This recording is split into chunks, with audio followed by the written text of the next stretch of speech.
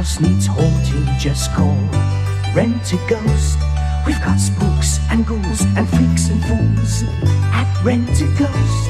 Hear the phantom of the opera sing a haunting melody. Remember, what you see is not a mystery, but Rent-A-Ghost. At your party, be a smarty and hire Rent-A-Ghost. If you want a fright, climb the spooky heights with Rent-A-Ghost. You can let our spirits move you and for fun play Ghostman's Knock. Because we aim to shock, we hope your knees will lock. That's Rent-A-Ghost. Let me say the most horrific, simple ghost, not scientific, merely supernatural buoys of the day. Heavy footsteps in your attic means a spectre telepathic is descending just to spirit you away. Yay! Initializer, set the coordinates and the reticular vector gauge. Oh, I've got to fix the fluid link. Oh, it's all... it's in such a state of disrepair. All right, Ian, what's going on? Oh, hi, Mark. I was just trying to sort of fix the TARDIS, basically. There's one of the tubes has gone and stuff, so I'm just trying to get it back to perfect working order. Ah, right, I see. I've been just doing a few alterations to the time lash. Oh, okay. Well, what have you been doing to it? Well, you know, just the tinsel needs redoing every now and again. Yeah. So I like to give it a thorough clean. I don't know if you're aware, your Helmic regulator's popping out. Oh, sorry, mate. Sorry, it's these new trousers. Sorry, there we go. Yes. There we Excellent. Go. Well, come on, this is a family show. Exactly. Anyway, how you been, my friend? I've been It's really, been a little while. yeah, I've been really well, really good. Yeah. Yeah. What about you? All good? Yeah. Oh, yeah. Just everything's peachy, mate. Peachy. Great. Oh, glad to hear it. Yeah. Yeah. You've been watching anything good on TV recently? Anything good? I've been watching Doctor Who. Yeah, me too. That's literally it's that and Formula One with me. I don't watch a lot of other things. So of those two topics, which one is of more interest to you? Should we talk about Doctor Who? Should we talk about Formula One? I'll be honest, I find Formula One quite dull. See if I can dematerialise that part of the console room and blast him into the vortex. Oh no, I can't do that because it's two-factor authentication. Go on then, Mark. Fine. You've already jettisoned Adric's bedroom. Well, so. it was getting a little bit mouldy in there. There were things under that mattress that, oh my lord. Yeah, it was. It's because he never changed out of his jammers. It was. No. It was honking in there. Yeah. Oh dear. Especially at the end of a day's shooting when everyone was like, let's go and eat. And he's like, I'm not changing out of my costume. And they'd be going, if you get gravy down that, then we can't shoot tomorrow. Yeah. Continuity is going to be buggered. So did you enjoy, I suppose we could just briefly, the entire Ncuti Gatwa era? Because that's just ended. Yeah, I liked him. I liked the companions. Some of the stories were not necessarily my favourites. Some were okay. Well, it's possible that I'm not necessarily the target audience for Doctor Who. That is the realisation. To get new blood in and get people watching again. Maybe it's not really aimed at us. I don't know. I think you're onto something there. I think there's a reason why everyone I know is a bit lukewarm about it. But you can't deny that from a putting spectacle on the screen perspective.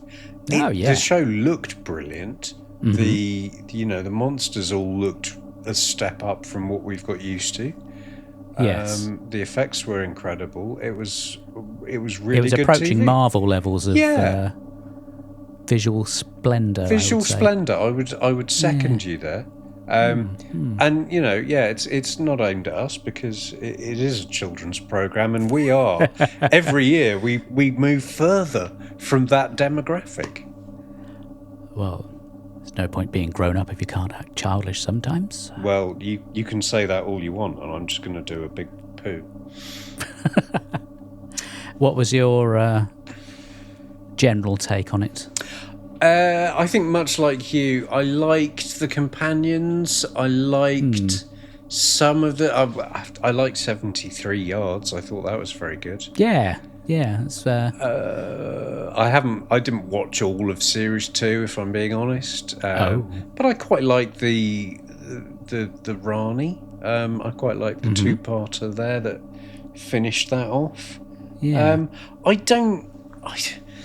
And this is a problem I had with Eccleston as well, and I think Jodie, is that it just didn't feel like that Russell T Davies can write the Doctor, and I appreciate he didn't write for Jodie Whittaker. No.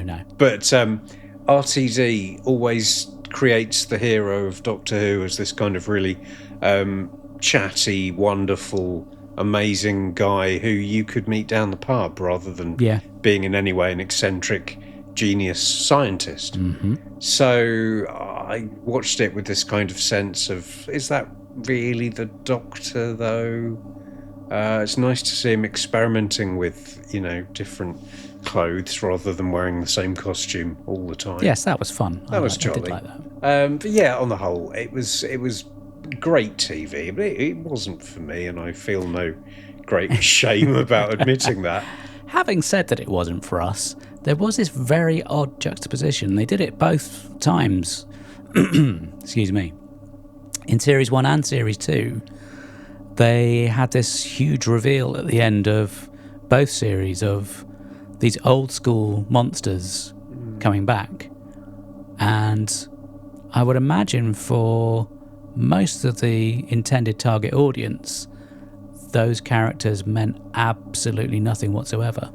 I think you're right. And I think for the rest of us, the changes made to those characters ensured that they meant absolutely nothing. Yeah. So Omega, he's made of matter now, is he? Well, yeah, and he seems to have turned into some sort of Jurassic Park skeleton. Yes, I missed the end of Arc of Infinity where he sort of magnifies himself like Professor Kettlewell's robot. To be fair, they did make that monster out of Rice Krispies, so at least they kept that part of the continuity. Well, it looked good, though. It looked good. Yeah. And for all of the 2 minutes it was on screen. Yeah. I had this definite feeling that Omega was going to be not necessarily a fake out, but it wasn't going to be this massive deal that they were making it out to be in the first part. I was thinking we're in like a 5-year series about the science versus the magic and the gods versus people like Omega, and I thought maybe by series 4 he'll actually appear and sort of spearhead the rational fight back against magic. But yeah, I wasn't expecting him to have much of a part in this, and I was correct. Did you have any sort of standouts from series 2? If you kind of stopped partway through? Well,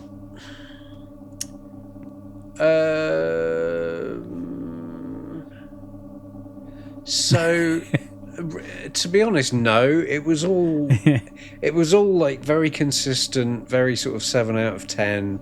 Nothing amazing. I didn't really connect with any of the stories this year. Lux was a redo of the music episode from last year. I hate the Eurovision Song Contest, and I've never heard of a Rylan, so I got nothing out of episode 6. The barbershop. Strange though that you love all the really camp villains with swishy gowns, but you've got no love for Eurovision whatsoever. Hypocrisy is my religion, Mark, and I will abide or not by its rules as I see fit. Yeah, fair enough. Fair enough. You're a complex character. I am. It's not easy being me. No. I rather like The Well, although the atmosphere was fantastic. I thought everyone in the cast was superb. I think it's one of those ones that if you analysed it too much, you'd start to sort of pick apart the sort of nonsense behind it. But I enjoyed it for what it was. I just let it wash over me, and I did kind of enjoy it. And in a way, I'm not sure it really even needed to be a sequel to Midnight. I think it could have just been fine as it was without having to make that connection. But so there was that. And I think maybe I'm in the minority, I did really enjoy the story in the engine, which is the one set in the barber shop. Yes, I saw that. Not for you? It again, visually, it looked really good. I love what it was doing. It just didn't sort of come together into like a Doctor Who story for me. It was doing a different thing, which is not a bad thing, but I don't watch Doctor Who for innovation or different kinds of storytelling. I'll watch it to watch an alien genius being chased down a corridor by a bloody great monster. That's not much to ask, is it, really? It's not. No. I did feel like Belinda was slightly shortchanged. Very I thought she underused. Yeah. Fantastic actor. And I've been watching Andor, which also was being produced by Disney. Is she she's really good in that. Is she in Andor? She is, yeah. I'll have to watch that. I don't even really like overpriced chicken, but I'll watch it. To me, it's the standout of all of the Star Wars original stuff. Wow. Yeah. Wow. Yeah. And I suppose, in conclusion, when we think about the Ncuti era, we'll gloss over the fact that he regenerated because he felt like regenerating. No, it wasn't because he felt like regenerating. It was because he had to save Poppy, who he'd only met about 5 minutes before, and wasn't real. Yeah, he must have been slightly miffed once he'd actually used all his regeneration energy to bring her back into the universe, only to discover that he's no longer the dad. Yeah, that is a bit of a choker, isn't it? Yeah. Similar things have happened in EastEnders. Well, not strictly similar, you understand. But I think it's interesting that, so in order to bring her back, he had to reset, or move the universe by 1 degree, which he did by firing his regenergy into the TARDIS console. So he had to make himself regenerate. He had to end his life. And he did that just by sort of tapping his fists together. Yeah. Normally, you've got to leap off a building, or, there's a number of ways, but just this fist banging business, I wasn't sure that would really finish him off. That's why you never see Time Lords playing rock, paper, scissors. That would be why. That makes sense. Obviously, I'm being facetious. It was lovely to see Billie Piper again, I thought. It was, wasn't it? Lovely. Yeah. I'm always glad when she turns up. Even when she just pops round, for a glass of wine and a bit of a chat. Yeah. I'll be honest, it doesn't happen often. Less than once. But, could do. So, do you think she's the Doctor? Or do you think she's some kind of... No. She's some weird projection of something. Yes, I think Russell... I mean, we don't know all the ins and outs of what's going on, whether there is a new series in the offing, but they're just waiting, or... I'm not sure, but I think he was very much in the same situation as John Nathan Turner at the end of Trial of a Time Lord. Do you just fade to black and then that pretty much puts an end to it, or do you try and come up with something that will keep the interest going and then act as a placeholder until you come back with the next lot? This is why I love podcasting with you, because I had that exact same thought. Everyone was talking about this regeneration to nothing, and I was going, he really can't risk doing that. No. You've got to indicate that there's more to come. And, even people jaded and not necessarily that invested in Doctor Who anymore, my gosh, I'll be back for whatever length of Piper we get. Oh, absolutely. Well, there is good news, though. If RTD, for any reason, can't come back to helm the next iteration of Doctor Who, Ian Levine has stepped forward and offered to produce a story. He said, just let me do one story, and I'll give the people what they want. I know what people want. He's a sort of Nigel Farage figure, isn't he? But Oh dear. in terms, I don't know who should feel more insulted. do you care? No, not really. No. I think it would be. I mean, I'll preface this by saying that I would watch the hell out of an episode of Doctor Who that he made. It would be diabolically awful. Well, luckily the special effects will be done by his group of people in South Asia who do all his stunning reconstructions for him. So they're going to be top notch. You just know it. Yeah, that would suck. Well, I think, no one can be in any doubt that we've had a most rigorous debate around. Oh yes, I mean we really have. The no stone has been left unturned. Absolutely, and I suppose in about 30 years' time we'll get around to talking about the individual episodes of this era. I mean, with that podcast very often with series that you perhaps haven't taken to quite so much, the distance of time does strange things to your brain chemistry, and you can go back to it and think, actually, that wasn't so bad after all. Well, do you know what occurs to me? When I was, 11, 12, I thought season 24 was embarrassing. So did I. How wrong we were. To a level.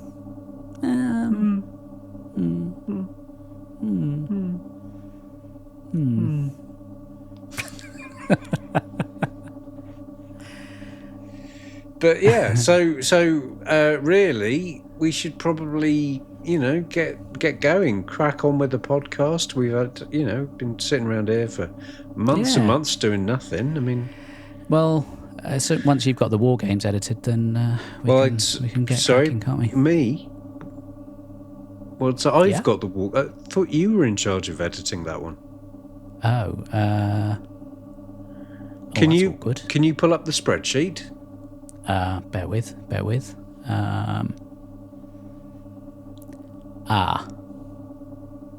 Bugger. Mark Valerie Cockram.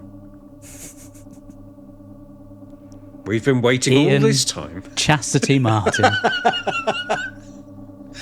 That's what it says on Grindr. What? Right. So all this time you've been waiting for me to do it. I've been waiting for you to do it. I thought you were doing it. Could you just do it? Just do it. I suppose I can. Just edit it. It's like we got one last black and white story to go. I know, and we had a really good guest for that one as well. Yeah, it was brilliant. Simon Moore. It was such a good episode. You don't get people like that along very often. He's not going to want to come back, is he, after all that? Well, no, he's probably... And who can blame him? He's probably, thinks he killed the show. Look, he's a very busy man, okay? He's got to do Flight Through Entirety, 500-Year Diary. He's got 300 different radio shows on that Sydney radio station that he broadcasts on, and his own podcast as well. So he might not have noticed that we haven't put out the war games Possibly, yeah. And if we get it out, in the next couple of months, maybe in the mid-term, the medium future. Should we say next week? We can say that. Yeah. All right. I mean, it doesn't mean it's going to happen, but yeah, let's say next week. Next week, we'll put out the war games. Have you still got the files? I mean... yes, they're on audio tape. I'll have to convert them over because it's been so long. Yeah. Just wonder some of the topical jokes might not work anymore. All that stuff about my flares. That one. Yeah, that one. Clement Attlee. Oh. Yeah, I mean, times have changed. Indeed. Oh, well. Do what you can, mate. Yeah. Just, all right. I'll knock something together. Do that. Now you go back to your tinsel and leave me to fix the Helmic regulator. Ian, it's popped out again. Yeah, I think it's going to need a lot of work. You better give me 10 minutes in here on my own. Okay. And I'll just press that button. An apparition gripped from deep inside a crypt. Ring rent a ghost. An apparition gripped from deep inside a crypt. Ring rent a ghost.